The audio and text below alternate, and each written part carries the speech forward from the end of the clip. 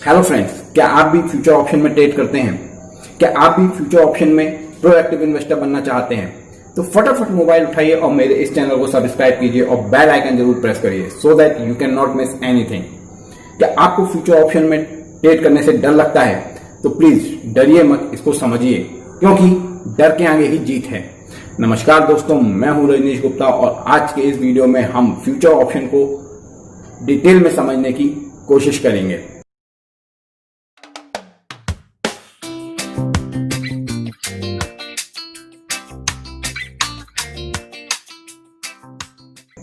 तो आइए समझते हैं व्हाट आर डेरिवेटिव्स।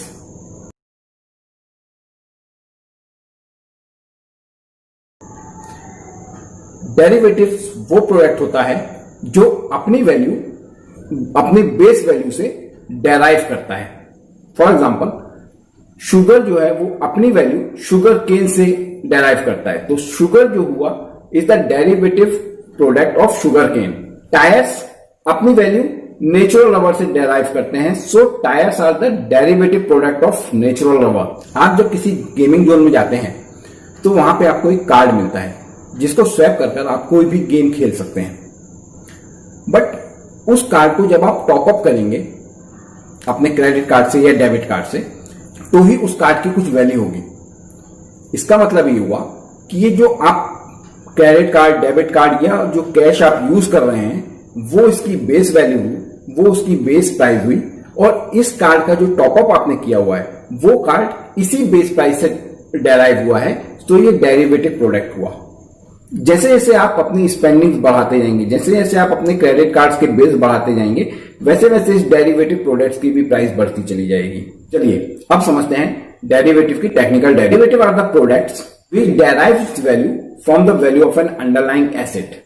मींस जैसे मैंने कार्ड के एग्जांपल में बताया, अंडरलाइंग एसेट जो हुई वो जो आप स्पेंड कर रहे हैं, क्रेडिट कार्ड या डेबिट कार्ड या अपना कैश पेमेंट, वो उसका अंडरलाइंग वैल्यू हुआ।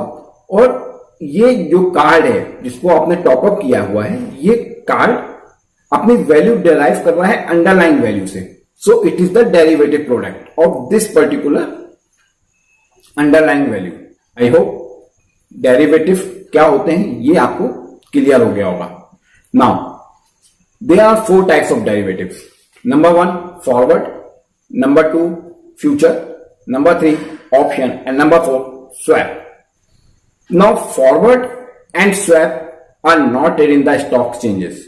फॉरवर्ड और स्वैप स्टॉक मार्केट में ट्रेड नहीं होते हैं, बट हम आज इस वीडियो में फॉरवर्ड और फ्यूचर पर डिस्कस करेंगे। स्वैप्स एंड ऑप्शंस को हम इस सीरीज के नेक्स्ट वीडियो पे डिस्कस करेंगे। तो आइए समझते हैं क्या होते हैं फॉरवर्ड्स। चलिए किसान की बात करते हैं जिसकी गेहूं की खेती है जो 2 महीने बाद मैच्योर होगी। आज गेहूं का जो रेट है वो 25 रुपीज पर केजी है। अभी किसान को ये डर सता रहा है कि आफ्टर 2 मंथ ऐसा ना हो कि व्हीट वो प्रोड्यूस करेगा 2 महीने बाद उसकी प्राइस जो है वो गिर जाए और 20 रुपीज हो जाए। तो वो एक ऐसे बायर की तलाश करेगा जो उसको आज की डेट पर एक ऐसा एग्रीमेंट कर ले कि 2 महीने बाद जब इस किसान की फसल मैच्योर होगी तो वो इसको आज ही के रेट पर पेमेंट करेगा। इसी तरह कोई मल्टीनेशनल कंपनी है जो व्हीट फ्लोर परचेज करती है और उसके बाई प्रोडक्ट बनाती है जैसे नूडल्स, वो भी ये चाहेगी कि मेरे को एक ऐसा सप्लायर मिल जाए जो कि आज ही एक ऐसा एग्रीमेंट करे कि मैं फ्यूचर में 2 महीने बाद उस पर्टिकुलर रेट पर, आज के रेट पर आपको वो उतना क्वांटिटी में व्हीट अवेलेबल करा दूंगा। और इसी बात को ध्यान में रखकर फार्मर और कंपनी दोनों एक दूसरे से आज ही एक ऐसा एग्रीमेंट करेंगे जिस पर फ्यूचर की डेट और आज की प्राइस दोनों मेंशन होंगी। And this is the concept of forward. यही फॉरवर्ड है। फॉरवर्ड इसलिए क्योंकि एग्रीमेंट हम आज कर रहे हैं बट आगे की डेट के लिए कर रहे हैं। अभी 2 महीने हो गया, जब एग्रीमेंट फुलफिल होने की बारी आई तब किसान ने देखा कि 25 रुपीज का जो प्राइस था जो उसने एग्रीमेंट में मेंशन किया था वो बढ़ के 30 रुपीज पर केजी हो गया। तो इस केस में वो क्या करेगा कि वो अपने एग्रीमेंट को डिसऑनर कर देगा। ये तो बात हुई फॉरवर्ड की। अब बात करते हैं फ्यूचर्स की। फ्यूचर्स भी फॉरवर्ड की तरह ही होते हैं, बस फर्क सिर्फ इतना होता है कि फ्यूचर्स जो हैं वो स्टॉक एक्सचेंज में ट्रेड होते हैं। स्टॉक एक्सचेंज में ट्रेड होने से यहां पे एक थर्ड पार्टी इन्वॉल्व होती है जो इस बात की गारंटी लेती है कि जो भी एग्रीमेंट हुआ है, जो भी कॉन्ट्रैक्ट साइन हुआ है, उसको दोनों पार्टी, हमारे एग्जांपल में फार्मर और वो कंपनी, अपने अपने एग्रीमेंट को ऑब्लिगेट करेंगी। कोई भी पार्टी इसको डिसऑनर नहीं करेगी, जबकि फॉरवर्ड के केस में काउंटर पार्टी रिस्क इन्वॉल्व होती है। आई होप फ्यूचर्स क्या होते हैं अब आपको क्लियर हो गया होगा। Let's have a quick review. Futures are the financial contract need to obligate at a predetermined date and at a predetermined price. Let's check what is predetermined date. Predetermined date का मतलब है एक ऐसी date जो कि पहले से हमें पता हो, जिस दिन ये एग्रीमेंट फुलफिल होने वाला है। इसका मतलब ये हुआ कि आफ्टर दैट डेट, उस पर्टिकुलर डेट के बाद ये जो एग्रीमेंट है, ये जो कॉन्ट्रैक्ट है, इसका कोई एग्जिस्टेंस नहीं होगा, ये मैच्योर हो जाएगा। यस, फ्यूचर भी एक्सपायर होते हैं, बिल्कुल उसी तरह जैसे मेडिसिन में एक्सपायरी डेट होती है, किसी फूड आइटम में एक्सपायरी डेट होती है। सिमिलरली फ्यूचर्स में भी एक्सपायरी डेट होती है। एट ए टाइम एक्सचेंज में 3 कॉन्ट्रैक्ट्स लाइव होते हैं। आज जुलाई सीरीज एक्टिवेट है, सो फर्स्ट मंथ कॉन्ट्रैक्ट होगा जुलाई का, सेकेंड मंथ कॉन्ट्रैक्ट होगा अगस्त का, थर्ड मंथ कॉन्ट्रैक्ट होगा सितंबर का। फ्यूचर जो एक्सपायर होते हैं वो last Thursday of the month को एक्सपायर होते हैं। अगर किसी वजह से last Thursday of the month छुट्टी है तो वो एक दिन पहले यानी वेडनेसडे को सेटल होते हैं। 9 जुलाई का जब एक्सपायरी हो जाएगा तो नेक्स्ट वर्किंग डे यानी कि 31 ऑफ जुलाई को एक 4 मंथ कॉन्ट्रैक्ट एक्टिवेट हो जाएगा, जैसा कि आप चार्ट में देख रहे हैं। सितंबर के बाद अक्टूबर, सो उस समय August, September and October. August will be the near month contract या current month contract, September will be the next month contract and October will be the 4 month contract. So इस तरह 3 एक्सपायरीज एक साथ trading exchange में live रहती हैं। So predetermined date is clear to you. Now come to predetermined price. Suppose करिए मुझे ऐसा लगता है, आई फील पर्टिकुलर कोई स्टॉक जो है वो ऊपर जाने वाला है, से टाटा मोटर्स अभी 100 रुपीज का रेट है और वो 30 ऑफ जुलाई को जब उसका फ्यूचर एक्सपायर होगा, टिल देन वो यहां से 10 या 20% का रिटर्न दे देगा। सो मैं उसका एक लॉट फ्यूचर में परचेस कर लूंगा। Now what is lot? Lot का मतलब है quantity that is fixed by the exchange. आप उसी क्वांटिटी में टाटा मोटर्स का स्टॉक खरीद सकते हैं और 1 लॉट जो है in case of Tata Motors 1500 shares का है। मींस आप 1500 शेयर्स ही बाई कर सकते हैं, उससे कम या उससे ज्यादा नहीं कर सकते।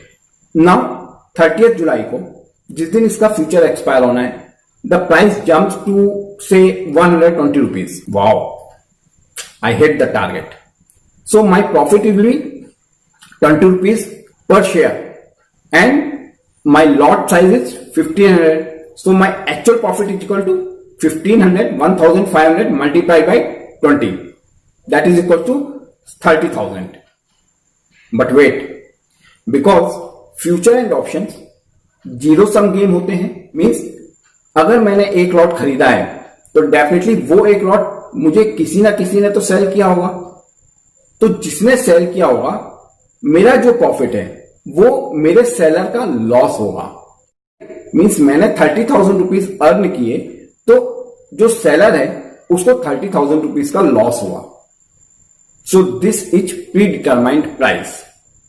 बट कभी ऐसा हो कि आपका तो प्रॉफिट हुआ, it's a great thing for you, but जो सेलर है वो इस बात को लेकर डिनाई कर दे कि नहीं, मुझे तो जो सौदा हुआ है, जो ट्रांजेक्शन हुआ है, उसको ऑब्लिगेट नहीं करना।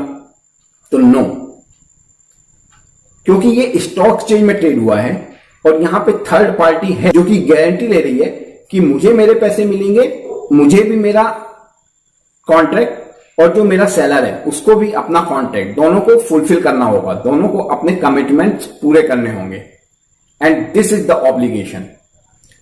अब सपोज करिए 30th जुलाई आया, जिस दिन मुझे मेरे कॉन्ट्रैक्ट को ऑब्लिगेट करना था, but because of certain issue मैं अपनी जो पोजीशन थी उसको स्क्वायर ऑफ करना भूल गया या स्क्वायर ऑफ नहीं किया। स्क्वायर ऑफ मीन्स मेरी जो एग्जिस्टिंग पोजीशन है उसका रिवर्स मेरे को पोजीशन बनानी पड़ती है। मैंने पहले परचेज किया हुआ है तो मुझे अब माइनस करना होगा, मुझे सेल करना होगा अपना स्टॉक, अपना 1 लॉट या 2 लॉट जो भी मैंने उठाया हुआ है।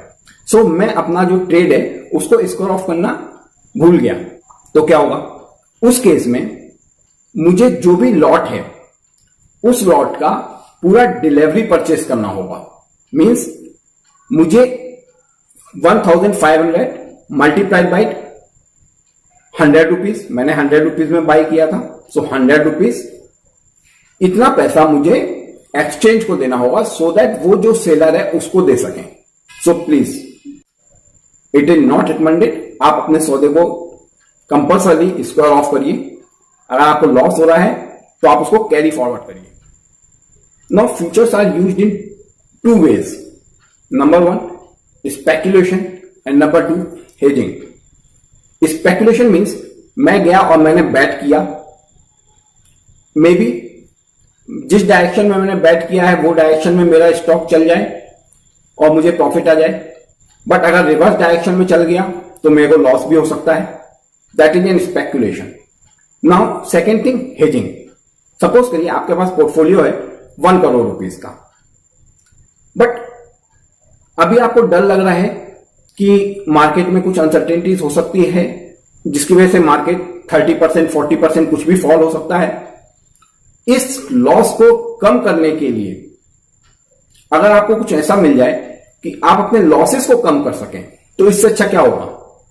तो जब अपन को हेजिंग करनी है तो जितने का भी पोर्टफोलियो है उसी के हिसाब से, उसी के पैरेलली अपना निफ्टी का इंडेक्स या वो पर्टिकुलर स्टॉक, अगर एक स्टॉक है आपके पास तो आप उसको रिवर्स डायरेक्शन में ट्रेड कर सकते हैं सो दैट जो मार्केट अगर गिरता है, सपोज करिए 1 करोड़ का था, मार्केट गिरा 40%, आपको 40 लाख का लॉस हुआ। Now your value becomes 60 lakh. अगर आपने उसी समय निफ्टी बेचा होता ऊपर से तो निफ्टी के जो 40% डाउनफॉल आया उसकी वजह से आपका कुछ लॉसेस रिकवर हो जाता, से 30 लाख आपको रिकवर हो गया।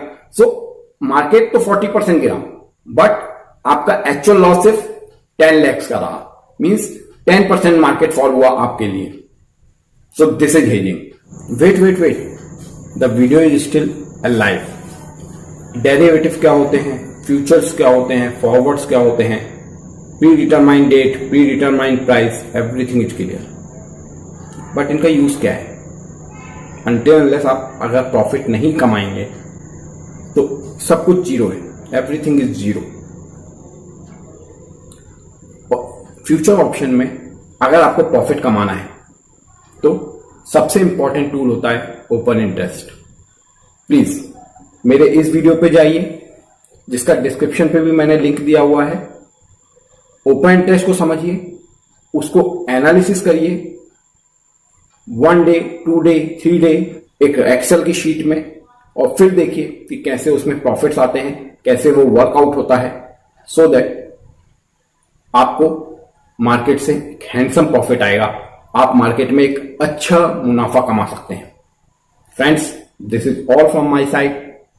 I hope this video is going to give you a good knowledge about futures. Till then, bye bye.